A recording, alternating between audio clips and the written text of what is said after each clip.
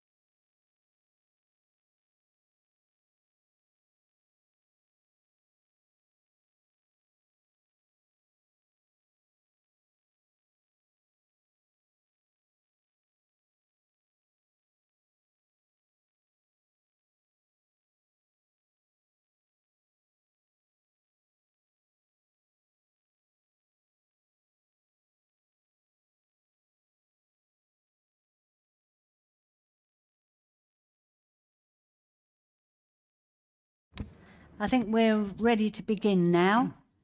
I think Pippa's sorted out the difficulties, so welcome. Anyone is welcome to record this meeting, providing they do not disturb the conduct of the meeting. More information is available in the agenda. I would like to remind everyone present that this meeting is being filmed and made available to view in live and archive via the council's website. If you are seated in the public gallery, it is possible that the cameras may capture your image. If you wish to avoid being filmed, it is recommended you make a member of staff aware, and they will direct you where to sit. The Westgate Garden gates are locked after sunset, and members of the public should leave the Guildhall by the side exit behind the glass door. Should the fire alarm sound, please leave through the nearest safe exit. The assembly point will be outside Café des Amis. So we have some apologies. We have apologies from Councillor Bothwell, Charlotte Cornell, Dixie, Jones and Old. Thank you, Pippa. We now go on to declaration of councillors' interests. Have we got any declarations? No? Now, it's very nice for me to welcome our two new councillors, Councillor Beth Forrester and Councillor Grace Padgett. And it's their first meeting of full council, so welcome. You're very welcome.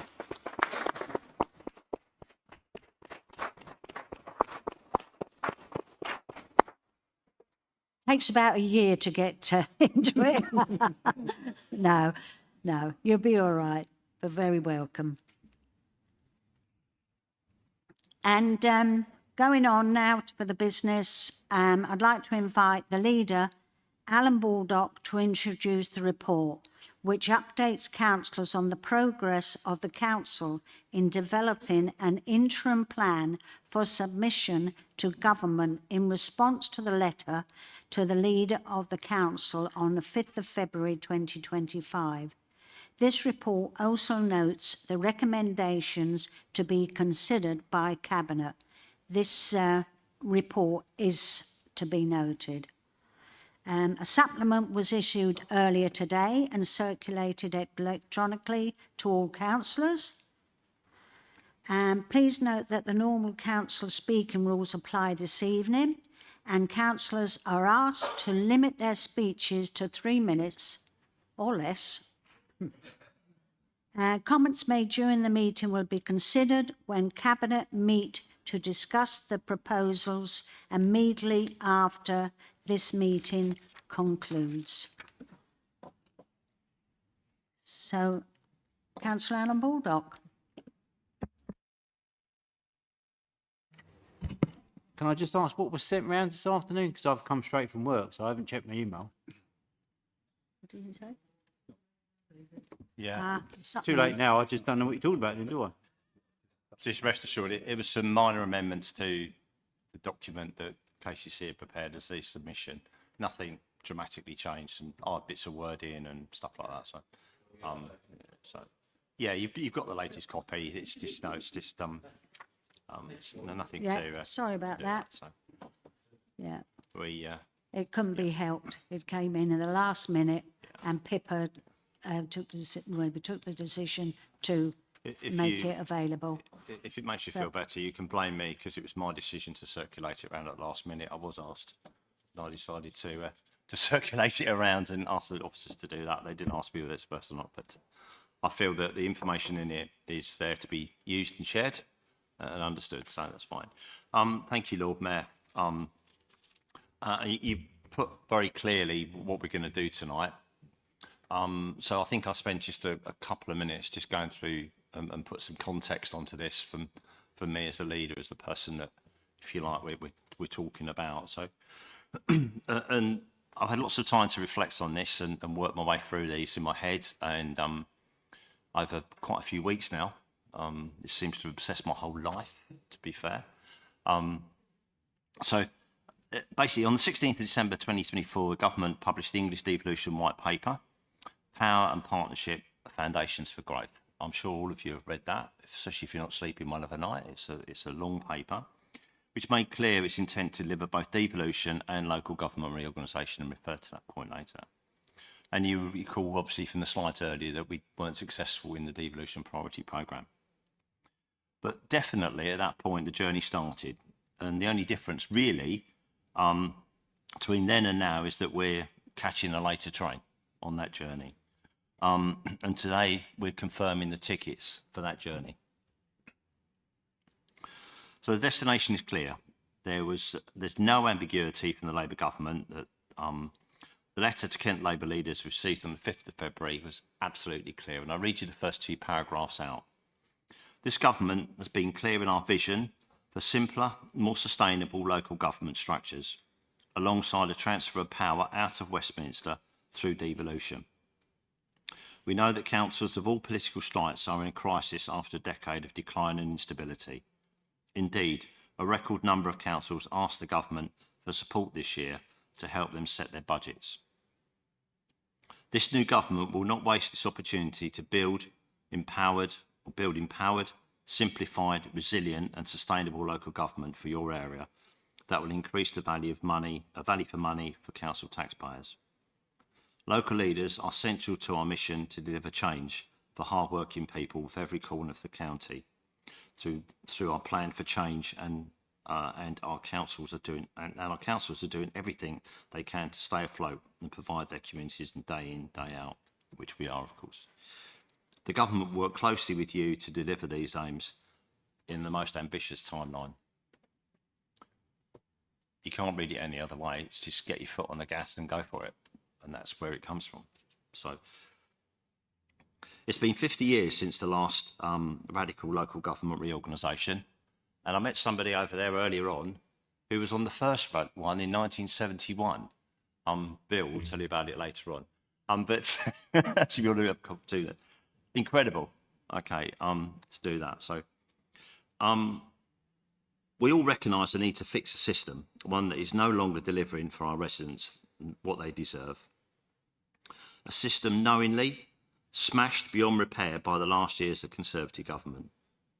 Many of us here felt that pain firsthand, the cuts to council services and the quality of the outcome for our residents, and the slow erosion of the teams that delivered those services with compassion and dedication still.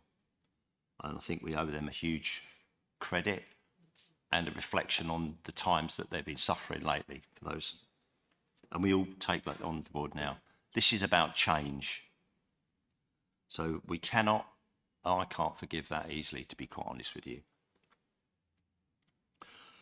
What is not for now is the vision for a collective and encompassing unitary authority that offers hope for a better future for the generations to come. Change is, as you know, inevitable, but we still have choices. Together, we can embrace the creation of unitary authority governance, direct our energy to shape it to reflect the needs of the people that we've been elected to serve, or we can let others dictate that future without any challenge from us. I'm not in the later camp, and I'm confident that none of you are either. A positive and united start has been made by Kent Council leaders. All 12 district councils, Medway Unitary and Kent County Council, have been working together, meeting regularly, both leaders and officers, as you know. The shared experience and work united staff and political leaders. It doesn't mean that we agree on everything, nor that the solution will be easy to achieve. However, positive, focused and driven progress, coupled with openness, offer some comfort and stability for the staff in this turbulent and unsettling time. I'm incredibly grateful to the officers and our Joint Chief Executive for their advice and their work across Kent.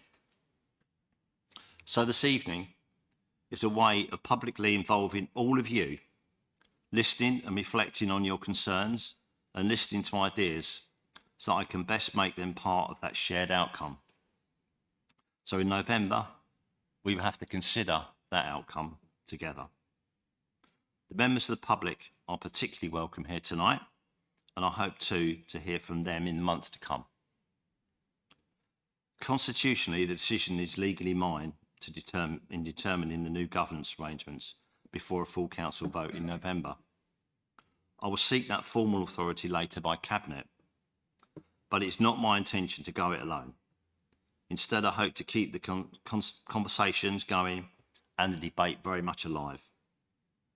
I also encourage you to join in that quest for over the next few months. Have hundreds of conversations, listen to loads and loads of people and offer their views and share that with all of us as well. So today is just the start.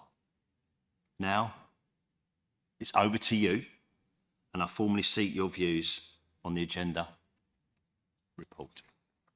Thank you all. Thank you for that indulgence. Thank you, Councillor Baldock. Now we can open it to debate. Anybody? Yes, I got Councillor Prentice and then Councillor Flanagan. Where's my pen? Thank you, Lord Mayor. Local government reform presents an exciting opportunity to improve the lives of all of our residents, and I didn't expect so soon to be debating the proposals before us tonight when I was elected just under 2 years ago. So let's imagine an East Kent unitary authority comprised of Canterbury, Dover, Folkestone and Hythe and Thanet, Model 4 in the paper.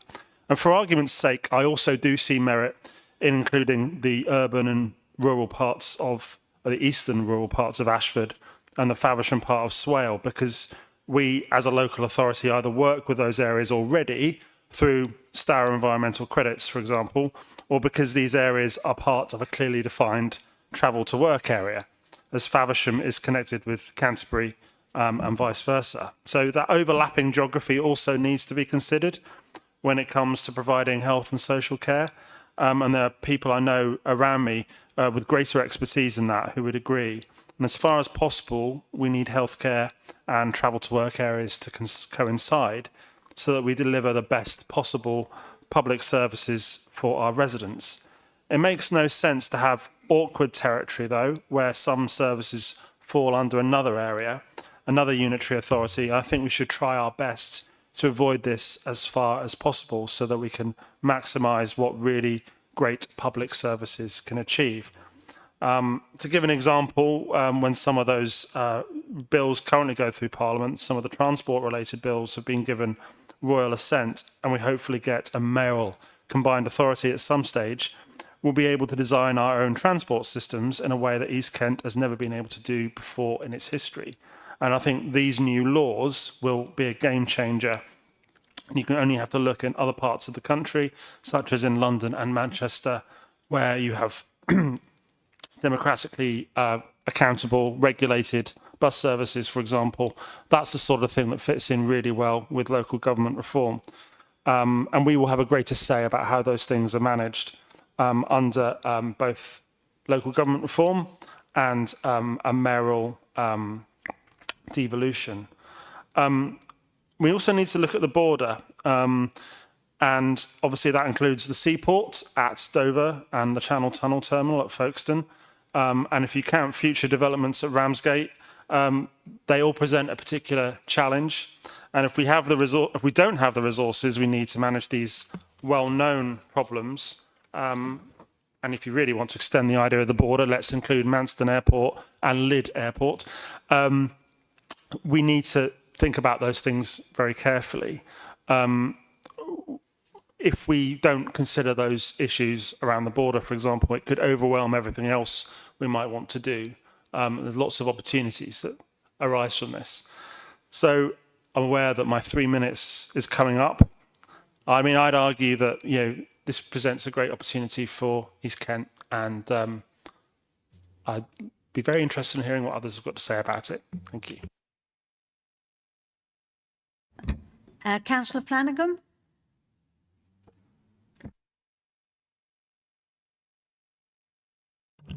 Thank you, Lord Mayor. On the basis that less is more, I won't take the full 3 minutes, but this is more of a question rather than a speech you'll be pleased to hear. I think one of the things that we have to give quite a lot of consideration about is what we're going to do with the unparished areas within Canterbury District, Canterbury, Whitstable, Herne Bay. The paper quite rightly talks a lot about governance, proper democratic structure, the amount of electors per councillor. If this is going ahead, which I'm sure it will do, we need to give due consideration for the governance levels in those areas where there are not town or parish councils currently existing. Now, I know the paper says, in addition, the future role of town and parish councils is a matter for further work as proposals are developed. That's good to hear. But I know there are members of the public here tonight as part of the Canterbury Forum, for example, who I'm sure will want and need to know what the future plans are. So on the basis of good governance, and it's not a requirement, I think, for the deadline coming up this week, but certainly as the plans take fold moving forward. Sorry, I am going for a bit of a speech now, aren't I? But the point is that we do need to give that due consideration. I've not heard too much on that so far, but a plea to the leader and the cabinet to give that due consideration going forward, as governance levels and the number of electors per councillor will be extremely important in those areas. Thank you, Councillor Flanagan. Councillor Bland?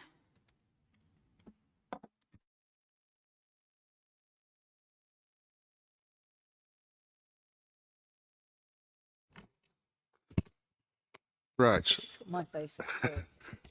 Okay. I'm not actually my partner. I am Mike.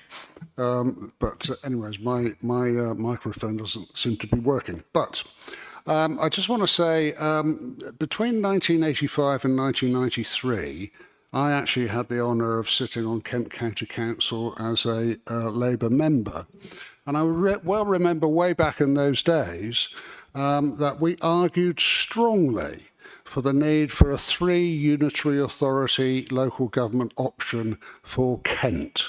And that was something that was a Labour policy way back in those days. And as our leader suggested, local government reform is often a slow time coming, and I can certainly attest to that, because I've been arguing for that kind of solution for all that time, and yet here we are. So I'm delighted to welcome this opportunity to say that, yes, the Labour group in Kent County Council all those years ago was right, and we're now getting towards something that we can actually do something with. I remain convinced, though I'm very impressed, and I thank the officers for all the hard work done as they describe, at pace, to actually consider all the options here. And I thank the work that's been done in this paper, because it's really covered an awful lot of the issues, and I think it's really quite comprehensive, so that's to be welcomed. But I still am a believer in a 3 unitary authority solution. And the reason for that is because I think in the governance of the whole of Kent, you need the economy of scale that large authorities give you when you're actually talking about budgets that are massive. Now, we've talked about, mention's been made about unparished areas of the district, and I hope we can address that, and that's a good point. But there is another issue, which is, whilst I argue strongly for 3 unitary authorities, there are some budgets which are basically pan-Kent. And I think we do need to work out very clearly what are we going to do to make sure that we get the most effective and efficient use of social care budgets, for example, which basically will benefit from economies of scale at a large scale. So there has to be some degree of working together amongst unitary authorities on those kind of budgets. Now, if we'd gone down the road of a strategic authority, that would probably have been catered for under what might be called an integrated care board or something like that. But in the absence of that, that kind of provision needs to be considered. So I'd ask for that level of consideration as well. And I'm very happy for the leader to have delegated authority when it comes to this to actually carry on the negotiations. Thank you.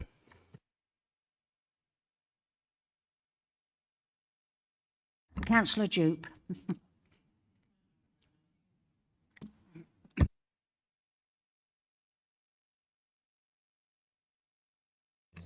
There we go.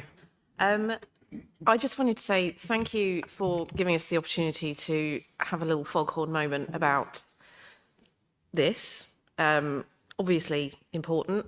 Appreciate the transparency so far of the leadership team with the rest of the staff, and the opportunity for parish councils to have their say. As my colleague James has already mentioned, unbelievably important for everyone to get involved to assist in this process.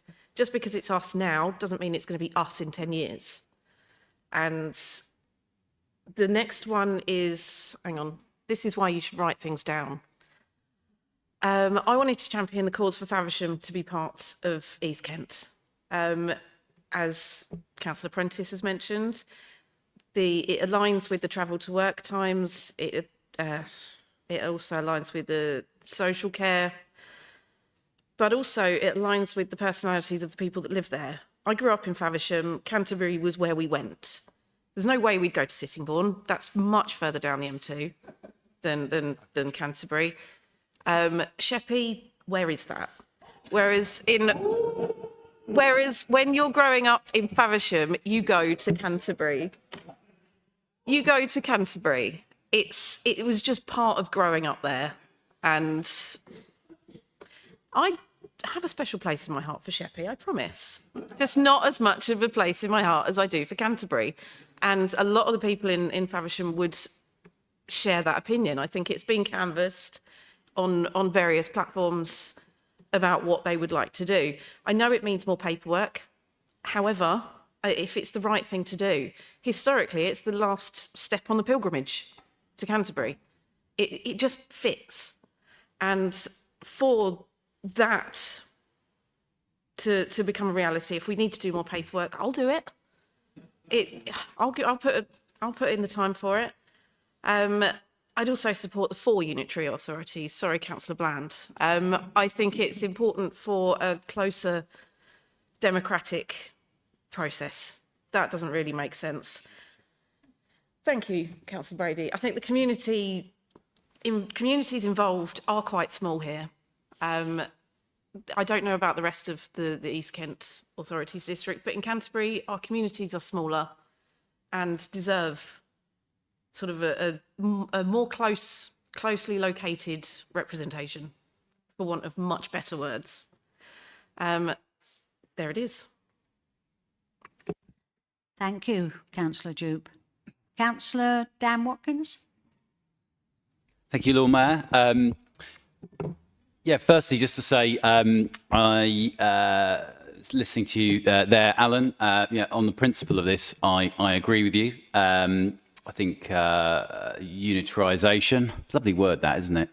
Unitarisation is the way to go, but I don't think we need to politicise this. You know, I appreciate you need to give your opening remarks, but when you think about this, devolution and unitarisation, you know, started by New Labour and London, right? And then the Conservatives came in with the Liberal Democrats in coalition, and we brought in the West Midland Mayor and Manchester, and then the Conservatives went it alone, and we carried on devolution, and now there's half the country of England lives under a devolution and/or unitary structure, new unitary structure. So this has been very much cross-party, and I dare say other parties would be supportive as well. So I would actually call to have this relatively depoliticised, because I don't think there's any sort of party political ideology at stake here. It's just about getting the best deal for Kent and the best deal for a Canterbury district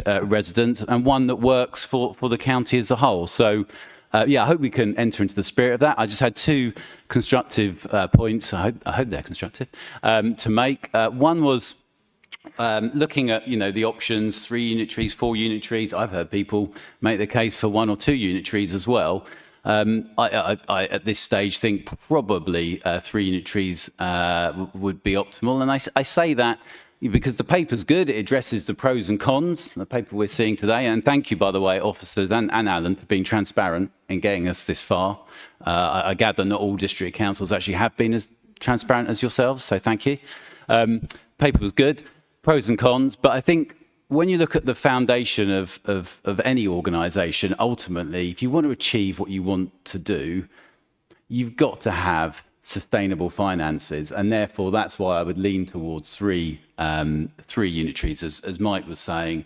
The smaller the number of unitaries, just the more robust some sort of East Kent, which is where we're going to be based, some sort of East Kent unitary is going to be. And we know the challenges East Kent does have, partly due to high levels of deprivation, partly due to issues like unaccompanied asylum seekers and the pressure that puts on social services. Yeah, I appreciate it's funded by national government, but it still puts pressure on the fabric of our social services and communities. So we need, as very much of any of the unitaries, we need that strong financial foundation.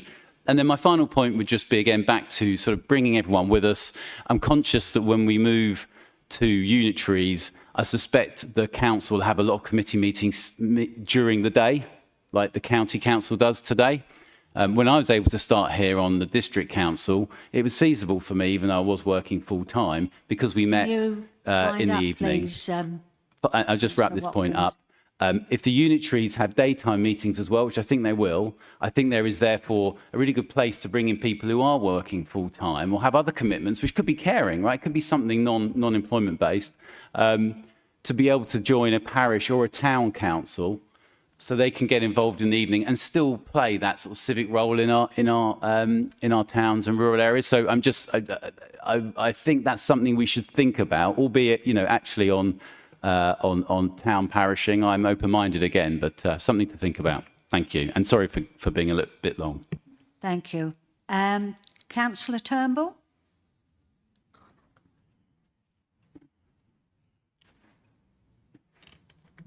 Oh, thank you, Chair. I've completely forgotten what I was going to say. First of all, it's the sort of speed of everything which is alarming. You know, having to work really, really quickly. It's all quite unclear, and we're having to write to the government with justification for our own demise, which is kind of an odd situation to be in. But I came in here sort of thinking that I preferred the 4 model, but listening to what people are saying, I can see the sort of economies of scale on the 3 model, which then, of course, does bring us back to, because the main concern is having the right representation for local people and the decision making at a local level, and it comes back to Councillor Flanagan's point about the town councils and the need for that, say, decision making as closely as possible to local people. It's great that the various councils are working together so well to put proposals forwards, even though they don't necessarily agree closely, but they are able to work together. I think going forward, we want to think about who we are as a council, what it means to be Canterbury District Council, what we want to preserve, what we want to take forward, what our residents want us to be putting out there and saying this is who we are and this is what we want to see in the future. Thank you. Thank you, Councillor Turnbull. Councillor Carnac? Thank you, Lord Mayor.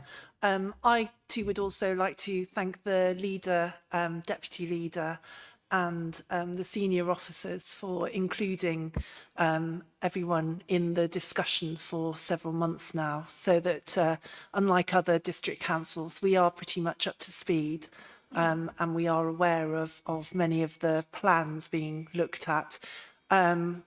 I too agree that this is potentially a huge opportunity for East Kent, although we are moving very rapidly and towards our abolishment and towards the new unitary, and that does feel very uncomfortable a lot of the time. And it does mean that, as we've heard, there will be a massive democratic deficit here that will need addressing. And it is really important that we look at our legacy, and we're going to do that in a couple of weeks' time, but also in terms of how we beef up our local plan. And I know one of the things is looking at town centre strategies, and also maybe we need to look at corporate governance review again, or at least put in the foundation for that. I too, with my group, tend to prefer 3 unitaries in Kent. As we've heard from others, I think the main reason for this is the resilience, is financial resilience. In the response that we've been received this afternoon, key factors in that are deprivation, the issues of coastal area, health and transport, and debt. The massive debt that Kent County Council is carrying, the debt that other councils are carrying, and some aren't carrying anything. And I think to have that huge resilience, particularly since we've got to fund unitarisation ourselves, we won't be getting government funding as far as we're aware. We really need to have some depth in what we're doing. And 3 unitaries gives us that depth, particularly in East Kent, where we have so much deprivation. And I think the worst thing we do is start off with the wrong plan, that basically we're going to go bust very quickly. Canterbury City Council, despite the debt that we have and the big investments we've made, we're a very resilient, financially resilient council, and I think it would be a huge shame to put our district under pressure by going into the wrong type of unitary that would financially fail very quickly or be financially very weak, and we wouldn't be able to provide the brilliant services we do at the moment. So, for instance, we don't want to go to collecting bins once a month. We want to carry on collecting bins the way we do. So I think all of this is really important. Democracy is really important. One of the biggest things we do as district councillors is placemaking, and we really need to focus on that. And representing Herne Bay as I do, I obviously and my group have a particularly strong feeling about the future for Herne Bay and how we leave that within Can you wind the up unitary. now, please? That's it. I'm done. Yep. Thank you. Thank you. Councillor Thomas? Thank you, Lord Mayor. I was elected as a Herne Bay councillor. I represent Herne Bay, and I quite strongly feel about Herne Bay, and I have no doubts about it. I visit Canterbury. I'm supportive of Canterbury, and I've put planning application through for Canterbury, so I'm not biased. Basically, how are we putting this out to the general public? Everybody in this room kind of understands. I'm getting there. What's going on? My wife went to school with her friend this morning, and basically her friend said, "Oh, have we got a new bin company?" And there's Serco gone. I mean, so that's how the public relate to the council. They're not really interested. They want their bins collected, streets cleaned. That's what Herne Bay wants. So if we can make sure, whether it's a town council or what moving forward, my concern about all this is we are going to be the public are going to be so far hands off. When we moved the council offices from Military Road to where we are now, nobody really knows where the council offices are.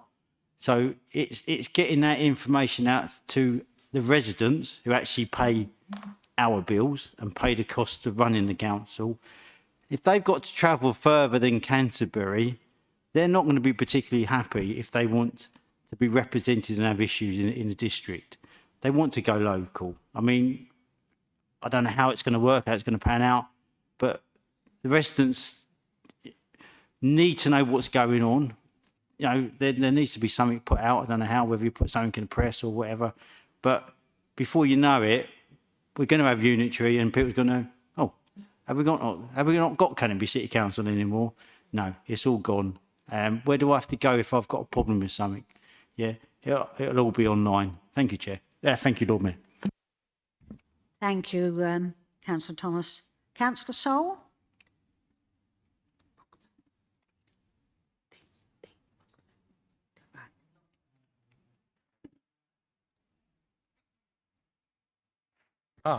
I'm with you, Lord Mayor. Thank you. At the moment, residents of Kent will pay their council tax, and it's distributed amongst need across the whole of the county. What does worry me when I look at these reports, no matter which option we're looking at, is just how well off West Kent is compared to the rest of Kent. You know, it has the highest levels of education, lowest levels of benefit, lowest crime, lowest unemployment, and the highest council tax base. So I am concerned that we end up creating a well-off West Kent and Mid Kent, East Kent, North Kent, however we may split it, whether it's 3 or 4. We are going to find it more difficult to deal with the needs of our residents than Kent County Council and the districts currently does over our part of the county.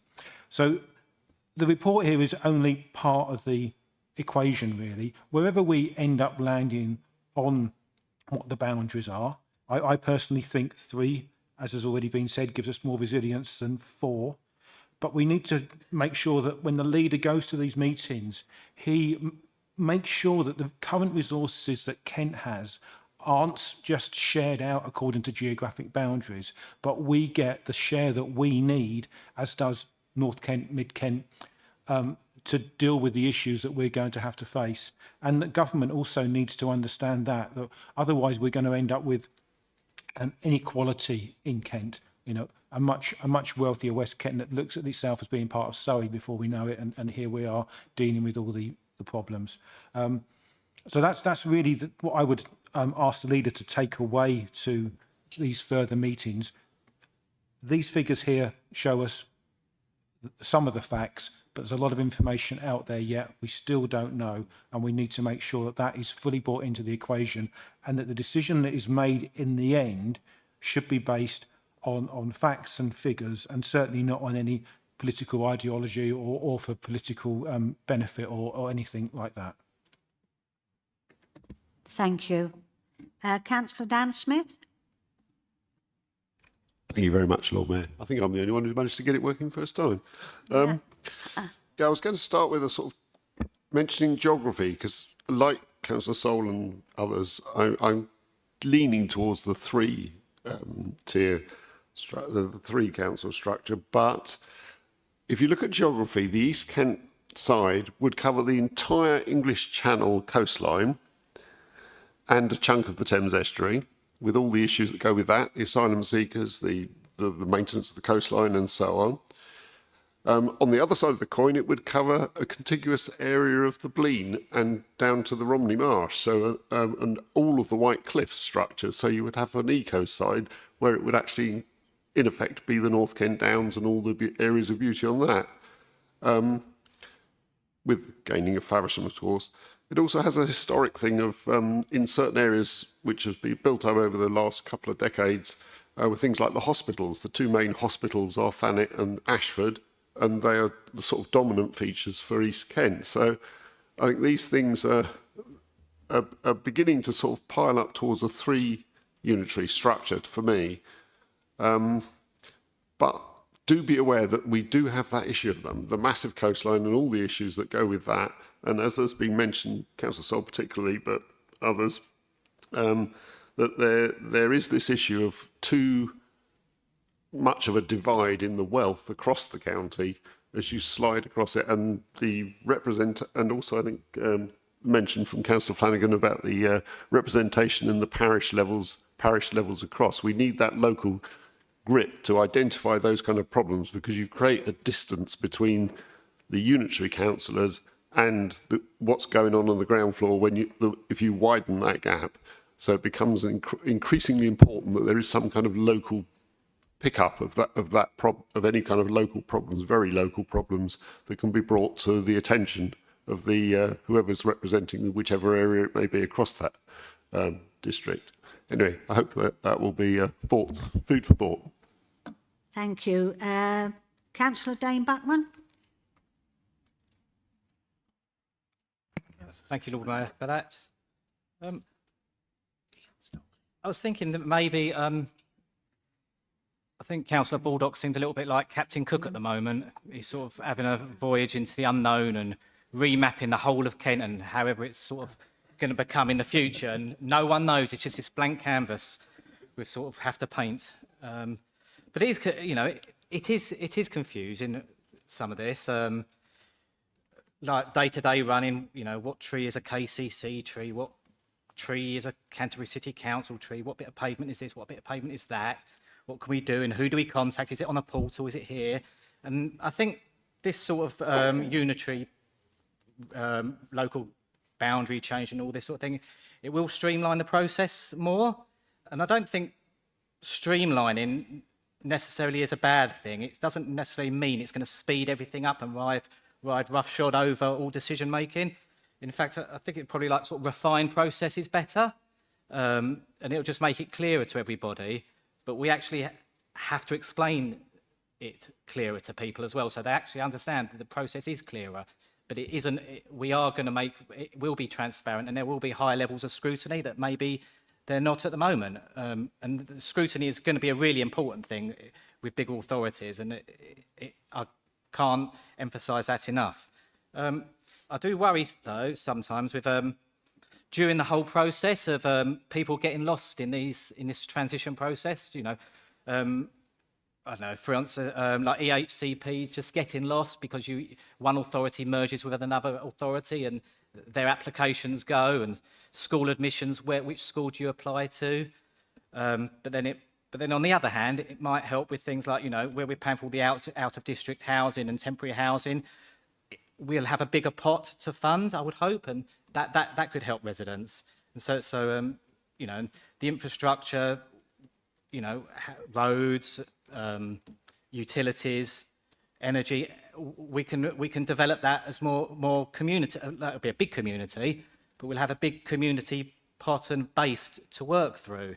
You know, I mean, we could maybe be able to go through, get a new Ashford to Paris line. We could all come together for that, or the Geopark, or the UNESCO sites, IONB land. You know, there'll be more people all thinking. Well, I would hope all thinking along the same sort of lines.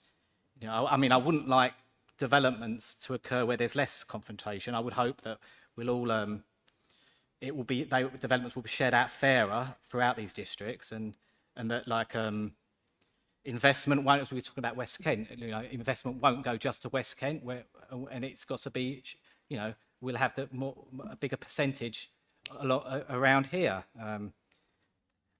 And what Councillor Watkins said about being political as well. I mean, I think the police crime and police commissioner thing, that became a political thing when it shouldn't have been really. And I think lessons can be learned how that's been handled. Councillor Buckman. Okay. And also, last thing then, I think that these districts, these will still remain for quite a long time. You know, procurement of what services we provide, although they will be invisible as such, but they'll still remain. And I think that would be all confidence for the residents. Thank you. Thank you. Councillor Edwards. Thank you. Quite a lot of what I was going to say has been said, so I'll try and take account of that. So I'm also very grateful for the amount of work that's gone into this paper and the background that we've had explained to us. I think it's really good. I think it's quite clear. And I particularly thought the pros and cons of the 3 and 4 unitary model was a helpful way forward. I think we need unitaries, and you know, we are too small. I would like to echo people, probably for similar reasons to one or two of the last speakers, about supporting a 3 unitary model. I think the resilience argument is strong. I think people have made that already. I felt that when I read all of this. I think the health arguments, people have mentioned the hospitals, I think that's really strong as well. I think having the ports and the coastal areas, you know, and the major motorways all in one patch would work far better for the kind of Brock planning and all, you know, all the plans to do with the road problems. I think now, I think I'm right in saying we're not using Manston anymore for piling up lorries, but you know, the site's now in Ashford. It makes much more sense for that to be, for me, in East Kent.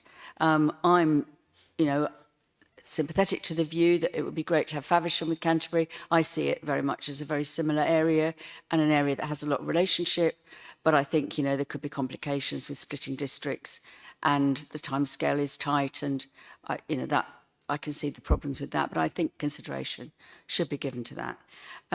Equally, I think sort of like the Tunbridge Weald end of Ashford is probably more West Kent, you know, for similar reasons, but you know, that it's got more in common, sees itself part of that. But I suppose there's a couple of things in particular. I mean, I think we have a lot of problems debating planning, roads, and so on. You wouldn't be surprised I would say this.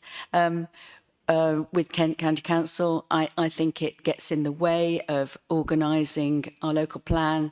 I think there's a lot of work to be done to align our views, and that's a shame. I think we, you know, potentially waste time doing that. It would be better if we were operating in a unitary for the purposes of planning. I also think that we, you know, agree with the fact that we should get our own local plan organised so that we've got a statement about what we want to see for this district. But I do think planning on a wider scale would be infinitely better. So I see the 3 solution as important, a better possibility for me than 4, where there could be very different sizes, and I can't quite see how it would work. But I also just want to make the same plea as somebody else did.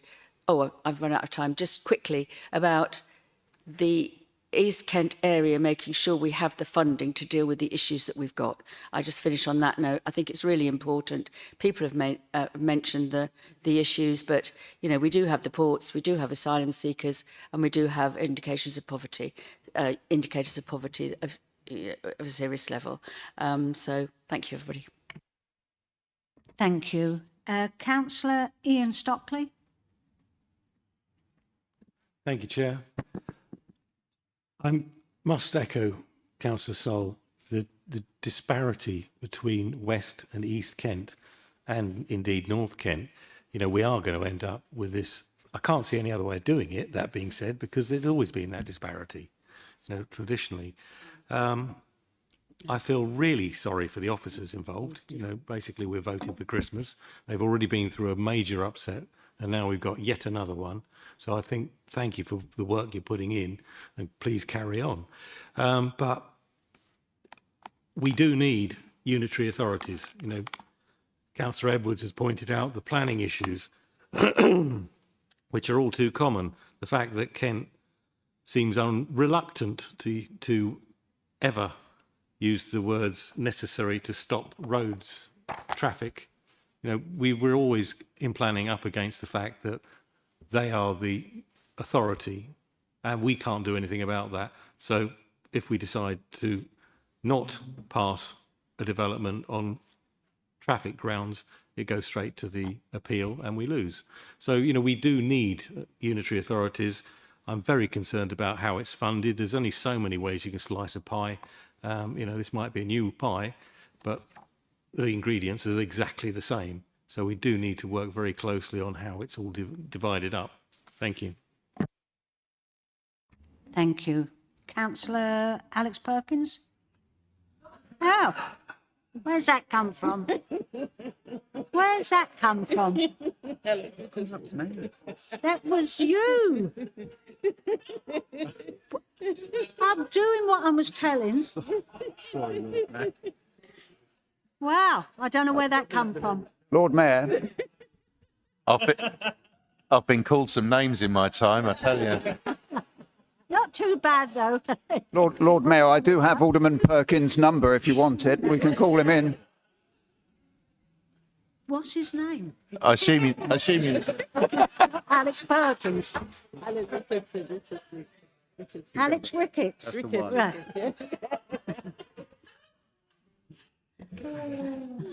Right. Thank you, Lord Mayor. Wow, what an introduction, eh? I mean, obviously, I just want to thank everybody for their contributions. We'll obviously have to discuss this in Cabinet afterwards, but I think it would be unfair on everyone here if I wasn't to speak while there was a full council and save my comments for Cabinet, because I know a lot of you want to hear what I have to say, so, you know, especially the new councillors who've not had the benefit of it before. I think there's some really good points, and again, that the model on addressing specifically that point that we've talked about Faversham, we've talked about what is an area that works. I'm a hospital governor on East Kent Hospitals Trust, and the hospital trust boundary follows very much the East Kent boundary that's in option 1, but with Faversham added as well. And I think that makes a lot of sense. And let's not go into the fact that I'd like Faversham added because I really want to build a park and ride at Brenley Corner, but that's for the future. I have to have a park and ride in a speech somewhere, don't I, Dan? Come on. But there was one point I wanted to make before we go into that, is that this idea of an East Kent and a West Kent. Could we have the Kentish Unitary Authority and the Unitary Authority of Kent? I think that we need to go forward with some more creative naming. So, yeah. Thank you. Thank you, Councillor Ricketts.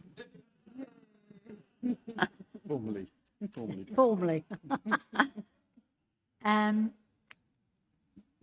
Councillor Pip Hazelton. And yeah. Oh, thank you, Lord Mayor. Yes, so my contribution really this evening is because I used to be a social worker before, you know, back in another life. And so looking at this particular issue, both as a councillor, but also as a former officer, and I spent from 1992 working for Kent County Council. and in London boroughs before that. So I've experience of working as an officer, you know, in a unitary model as well as a Kent County Council. I can remember Medway going off on its own. I can remember in social services we had at one point north, south, east and west divisions, areas, and then we had a west, mid and an east, and there was no perfect solution, truthfully. Sometimes children's social services would be part of education because that was a really good thing and we'd all turn around and face and salute in that direction. And then other times, no, it was much better for us to be in with adult social care. Children's and adult social care was the best possible model. Yes, we said, and we turned around and we walked in that direction too. So I say that to reflect, one, that there is no perfect model and that, you know, whatever it emerges from this will be the best possible, some might say the least worst option. I'm a big fan of unitaries. I absolutely take my hat off to the officers and all of the staff for the work that they are already doing. It creates a tremendous level of insecurity amongst staff. Whatever they say publicly and however supportive they are, people cannot but help think that it's another reorganisation. Even if they are personally keen on it, it will draw away energy from their day job. And so it is particularly important for us as a council and us as an administration to make sure that the final years of Canterbury City Council remain as focused on the day job as possible. And the only other thing I just wanted to say at this stage, before we go, you know, before Cabinet meets, is that 8 of the current 12 district councils have housing revenue accounts. And as the lead for housing, you know, for me, that's a particular, you know, each of us as with a housing revenue account, we have different amounts of investment, debt, numbers, fragility of budgets, and people have already talked about, you know, how we need to make sure that whatever East Kent we emerge into, you know, is financially stable. But once this journey is all over, and it will take many years to wind up now. Thank you, fully unwind.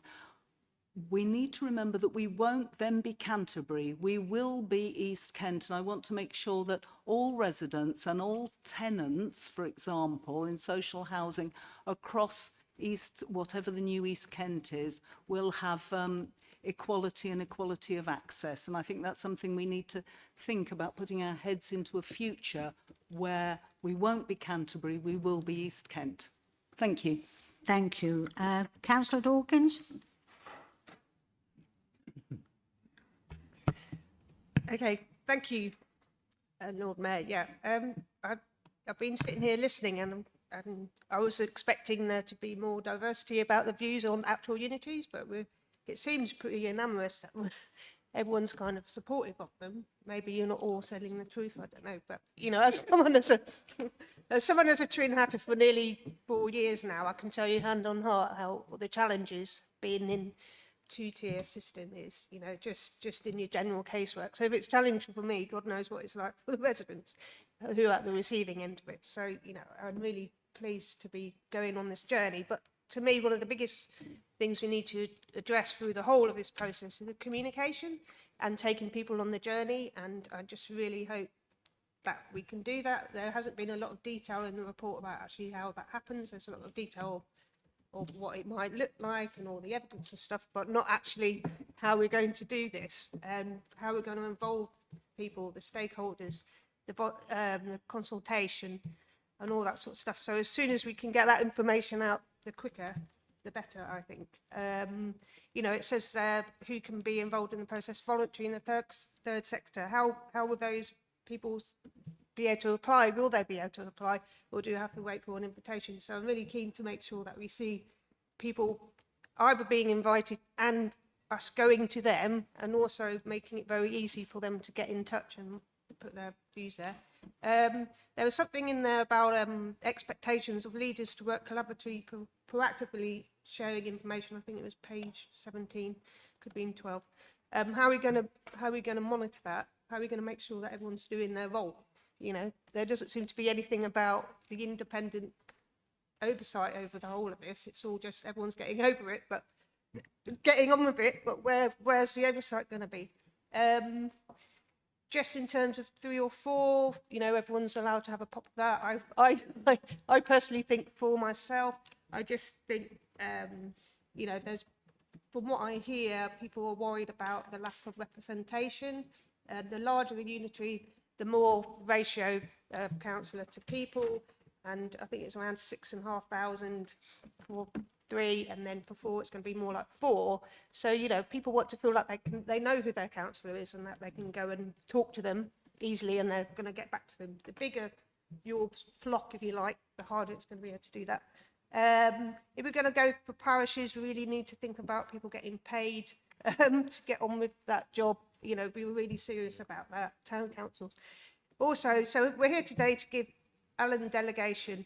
Just one point that I've noticed, nothing I can do about it, fortunately, but I did want to consider joint delegation because all the leaders in that group are all men and there isn't a single woman. And there's no woman there, and we need to have a proper representation, and I'm really saddened to see that, and it's just the way it's happened. But if we could somehow have joint delegation, what if Alan can't turn up one time? Perhaps someone else, I can put my hand up and offer if you like, but I'm sure I get asked. But like, we certainly do need to have more women on that, around that table. Thank you. Thank you. Good points. Councillor Nolan?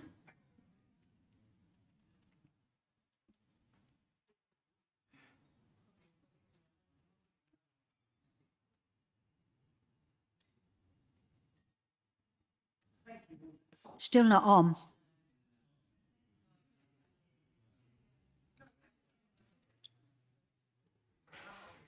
Yeah, I was right first time. They're playing up tonight. I was interested. Two points. There's lots of points in my head, but 2 points. When Councillor Watkins was talking about unitarisation, it reminded me when I was working for an organisation that was the first major privatisation. And it's often better to be second than to be in the first wave. Susie very dramatically said that the civil servants are, you know, sort of building the aeroplane as they went along. I can well remember not really knowing the answers to the questions and asking my senior managers the questions, and they used to hurry away and sort of have a conflab and come back. And massive change is always unsettling if people can't see the way forward. And I think the important thing is that as Councillor Dawkins has said, we are in agreement that this is going to happen. We're not sort of fighting a rearguard action that it's not going to happen. And whether it's going to be a unitary of Kent or a Kentish unitary is sort of up for debate. But we can, you know, watch what is going on elsewhere. We can learn from other unitarisations that have taken place.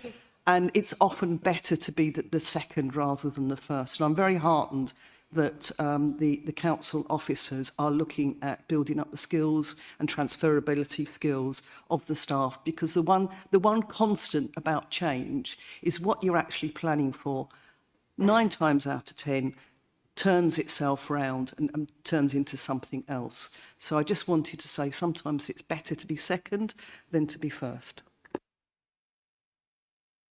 Thank you, Councillor Nolan. Have I got anybody else that wants to? No? No. Did you want to say anything, Alan?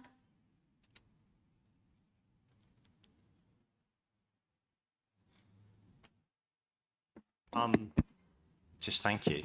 It's heartening, it's strengthening, and I really appreciate the comments that have been made tonight. Just say a couple of things really, because it's what can I do to help kind of questions. I think some of the things that we can get on with now is it's almost like a parallel path. We're going to be getting this together and moving it along and whatever. But you're absolutely right to raise what do we do to make sure everyone, our residents, are at least beginning to engage with this now. And I think that's something every single one of us in this room can do. Just have those conversations. I mentioned it in the short passage and speech that I did earlier. Please go and have those conversations. You don't have to know huge amounts of details, but put people's minds at rest that this is not like a car crash. This is not going to go, you know, everything is going to happen. It's still going to get your bins emptied and all the rest of it. So just have the conversations, please do. And, you know, especially in Herne Bay, there's no reasons that, you know, you can set people's minds at rest with keep. And as time goes on, I mean, you know, the comms piece from us will have to be massive. But for now, please do that. Parishes worry me a lot, and town councils. We've had a bumpy and bruising experience with that as well, you know, and I'm not in this saying to people, oh, well, you know, we've got a unity now, you know, you're going to have a town council whether you want it or not. So think of that as well and have those conversations. All of you have those conversations too. Where are your communities sitting with that? You know, how is it going to work? And if your parish councils are going to do more, are they big enough? Are they robust enough to do work as well? So I think there's things we can talk about there, all of you now today. The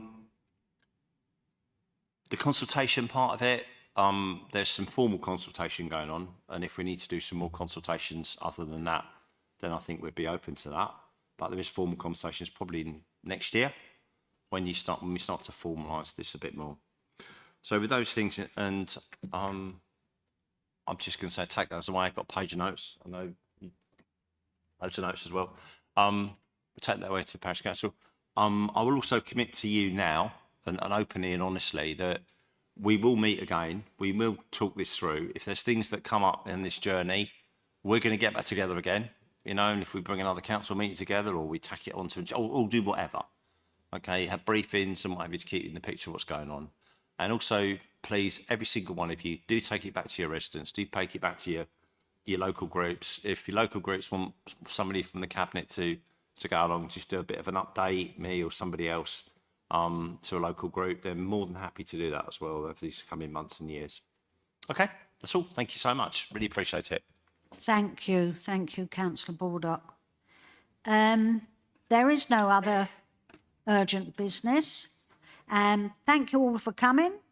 The meeting is now closed, and if we leave promptly, as the Cabinet meeting will now go ahead. So thank you very, very much. Excellent debate.